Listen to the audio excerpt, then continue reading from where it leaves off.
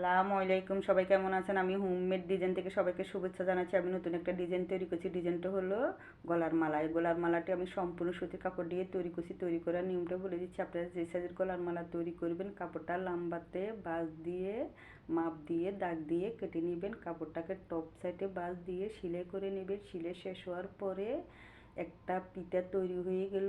এরপরে পিতাটাকে ডেউ ডেউ করে ডেউয়ের কোনায় ব্যাক স্টিচ দিয়ে দিবেন। এরপরে একটা লকেট তৈরি করে নেবেন চিকন করে একটা কাপড়ে।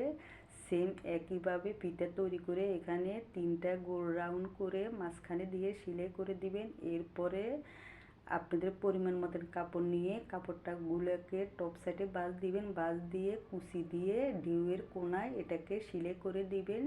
এরপরে মালার মাথায় 2টা চিকন করে কলি দিয়ে সেলাই করে দিবেন। তৈরি হয়ে গেল খুব সুন্দর একটা গলার মালা। এই গলার মালা ব্যবহার করবেন, দেখতেও ভালো লাগবে। আমার ভিডিওটি যদি ভালো লাগে লাইক শেয়ার করবেন। সবাই ভালো থাকবেন। আল্লাহ হাফেজ।